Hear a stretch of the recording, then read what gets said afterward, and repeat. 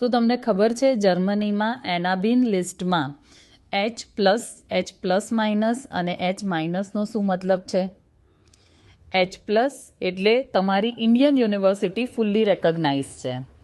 H plus minus એટલે તમારી યુનિવર્સિટીના અમુક પ્રોગ્રામ રેકગ્નાઇઝ છે, અમુક પ્રોગ્રામ રેકગ્નાઇઝ નથી. અને H માઇનસ એટલે તમારી યુનિવર્સિટી રેકગ્નાઇઝ નથી. ત્રણેય કેસમાં અગર તમારી યુનિવર્સિટી H પ્લસ છે, H પ્લસ માઇનસ છે કે H માઇનસ છે, ત્રણેય કેસમાં તમારા માટે જર્મની સ્ટુડન્ટ વિઝા પોસિબલ છે. અગર તમારી યુનિવર્સિટી H પ્લસ છે, દેટ મીન્સ તમે જર્મનીની પબ્લિક પ્રાઇવેટ યુનિવર્સિટીમાં APS સાથે અપ્લાય કરી શકો છો. અગર તમારી યુનિવર્સિટી H પ્લસ માઇનસમાં છે તો તમે ઘણા સ્ટુડન્ટ્સને APS મળે છે, ઘણા સ્ટુડન્ટ્સને APS નથી મળતું. અને અગર તમારી યુનિવર્સિટી H માઇનસ પણ છે તો પણ એવી યુનિવર્સિટીઝ છે જે જર્મનીમાં એડમિશન આપે છે અને વિઝા પણ પોસિબલ છે.